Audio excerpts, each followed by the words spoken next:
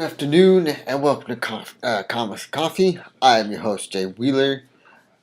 Welcome to the number one source in Sacramento for nerdy news, nerdy comic books, nerdy background noise, and just everything nerdiness because that's what I love doing, and I'm pretty sure you love doing this too. So, today's nerdy background noise is brought to you by Star Trek Into Darkness. Yes, I'm playing it again because it is an amazing movie, and I didn't have to wait 4 weeks before it came out. I got it on my Xbox and I'm watching it again. So, alright. We got comic books review because it's Review Thursday, and we got big news. One involving the Avengers, another one involving an nsync member wanting to be a supervillain, and three, Kiana Reeves is back in the movie business. So, let's get to the comic books first because there's a lot of them. I just got a press release and a sneak peek of a very well known Sacramento self publisher. He just sent me a press release and an advance copy of his number 5 issue. So we'll go over that. But I want to start with The Rocketeer, number 4. Now, this is it's a little heavy. It's a little heavy, but it's not like there's not a lot of pages, but it feels a little heavy, which is kind of cool because the colors and the way it's drawn. It's very I like the way it's drawn. It's very nice. This it brings back the old 50s funness, if that's a word. I don't think that's a word, but I had fun reading this because number one, he's bringing a little nostalgia from the movie Rocketeer and the comic book Rocketeer in this one issue. At the same time, there's a little Star Wars homage to one of the girls wearing a gold bikini that looks like Princess Leia's, but it's green instead of maroon. So, it's green and gold instead of maroon and gold. So, but this was fun. It was like, those old 50s movies where everything was horribly going wrong, but yet it was kind of a fun horribly going wrong.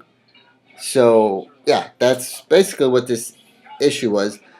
There was, I guess there was a hypnotic person trying to hypnotize all the famous people and steal all their money by raising this octopus out of the ground, which turns on everyone, and this guy has to save everyone. So, pick this up. Pick up IDW's Rocketeer because, like I said, it's fun and it's the Rocketeer. So, if you love the Rocketeer, pick it up. I said Rocketeer too much, didn't I? I think it. I don't know. Alright. Secondly, Superman issue 23. Alright, so after reading this issue, like I said yesterday, I've not been I'm not I haven't been caught up in the Superman universe for a while. But in this issue they have Lois is in a coma.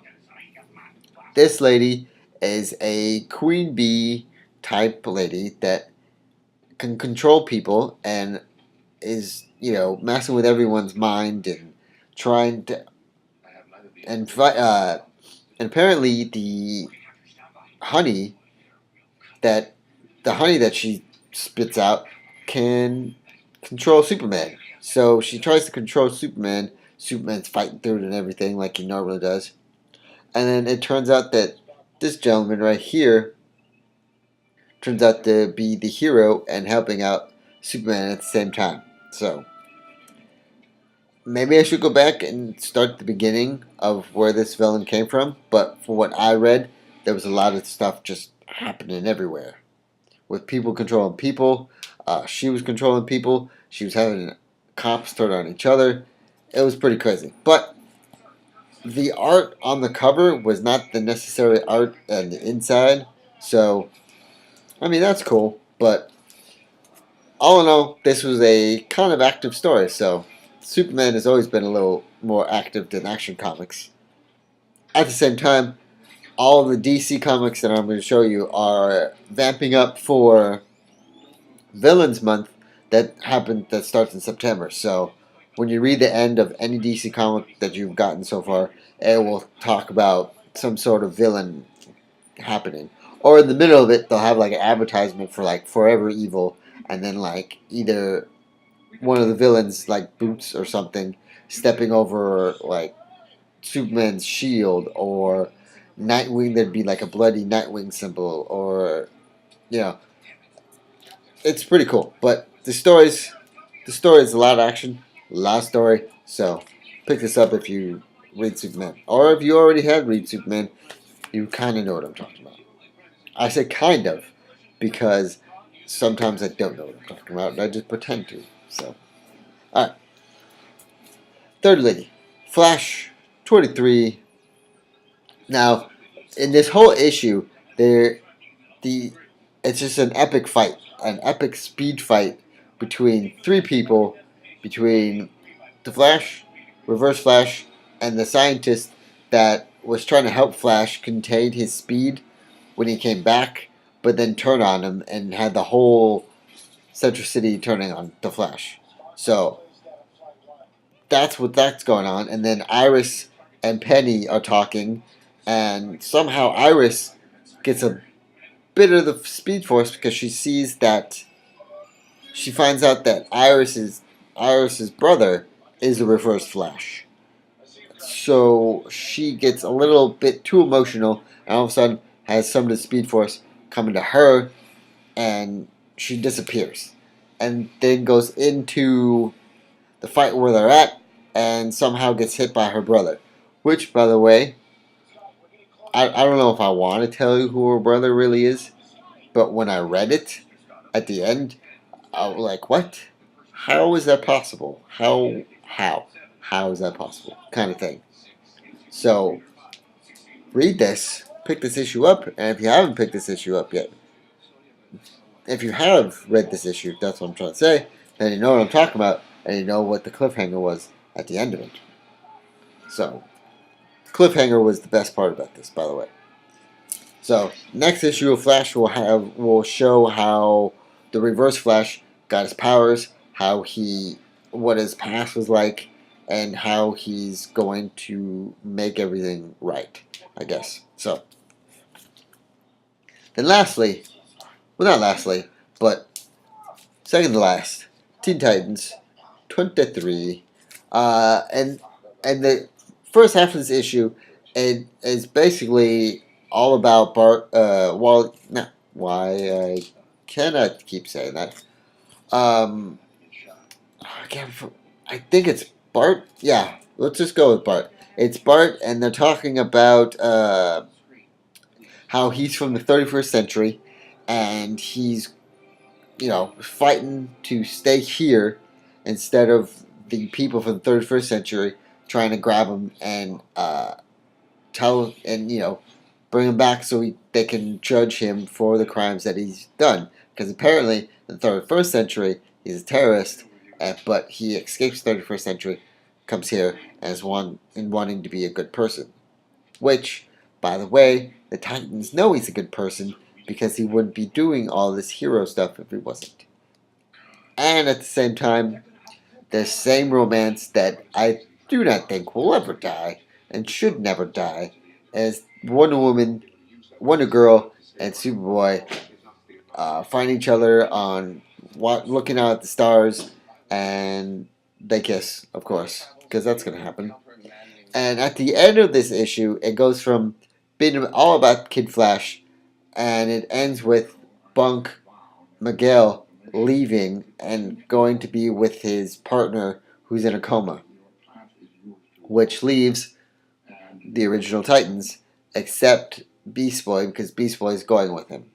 So let's see what happens after this, because it seems like the regular Teen Titans are coming back, which is awesome because it's, they have new costumes, new storylines, but it's the same Titans. So I can't wait to see what happens the next issue.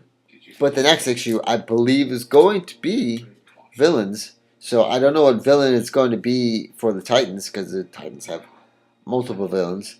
Could be Deathstroke, could be Raven's father. Who knows? We'll just have to wait. All right. Now, to the indie comic that I was sent to me today. Jason Doobie, self-published and owns his own production, not production, but publishing company, uh, sent me, let's see here, it's Panda called Panda Days, that's the name of the title, issue 5.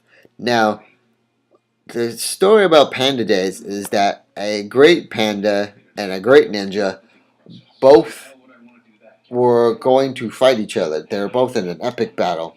And so to somehow they made a girl who split in two. One commanded the ninjas, one commanded the pandas.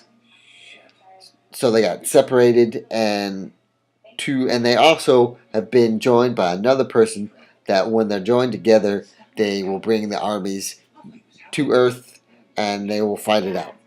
So that's basically what Panda Days is about, which is cool. It's a great concept, and it has and the art and the story. Excuse me. Is it seems anime, which is pretty cool at the same time. So if you love pandas and you love ninjas and you love anime stuff, check this out.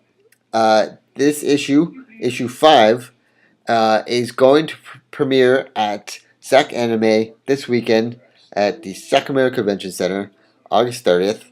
So go by the Panda Days booth and say hello to Jason and buy his comic and support Sacramento artists. Now, if you look at the price, it's $7, but it's $7 because you're getting 42 pages of a comic book. I would say that's a great deal. $7 for a 42 page comic book? Great deal. Alright, so now let's go to the news. Alright, so there's been a press release for who is going to play Ultron in the Avengers Age of Ultron. Guess who that is going to be? James Spader. Yes, it is not a rumor. Marvel sent out a press release saying that James Spader is confirmed to play Ultron in Joss Whedon's new Avengers movie. So that is pretty awesome. We have the villain. Now we just I want, and I think everyone else wants, is to see a trailer or some sort of teaser thing, something like that. But I guess Shield is going to have to tie us over until next year when we see some stuff. So, yeah, that's big news right there. All right. Secondly, Justin Timberlake is going to be in a movie called Run Run with Ben Affleck, who is now Batman. So there was talks. I guess this was either a serious talk or like a comedic talk. But they were saying to Justin Timberlake, "How about you play Robin?" And Justin Timberlake basically said, "No, I don't like Robin. I don't want to play a superhero, but supervillains I love." So basically, he's not really into the whole Robin thing. Which, by the way, Robin is a pretty awesome character. Okay, we're not talking about the '50s Robin where he had the fish underwear. No, we're talking like Dick Grayson Robin. That's like nowadays Nightwing or Jason Todd, who's Red Hood, also a Robin, or Tim Drake, Red Robin, who has also been a Robin, which I will always call him Robin, even though DC has changed it from him going from Robin to Red Robin. I still will say he is Robin, and then he went to Red Robin. That's my feeling about it. But he wants to play the Riddler and the new Batman Superman movie really bad. Which I don't know. Justin Timberlake is Riddler. He does. I don't know. I don't know about that. That seems kind of not really a good match. But I don't know if that's going to be true. We'll have to wait and see. Alright, lastly, Kiana Reeves is in a new samurai movie with a new poster out called 47 Ronin, which is set to release Christmas this year. If you don't know what it is, I just had to find this out myself. It is a fantasy epic band of samurais set out for revenge to the to fight the dishonored shoguns and destroy them. So it seems pretty cool so far. What I've seen as a poster. We'll have to wait and see what it looks like. There's also a trailer out. Check that out. But we'll have to see what it actually looks like when Christmas comes. Alright, guys. I will see you all later. I am going to Sac Anime too. So if you're in Sacramento and you're going, I hope to see you there. Please read more comic books. Please subscribe to my channel. And please enjoy the day.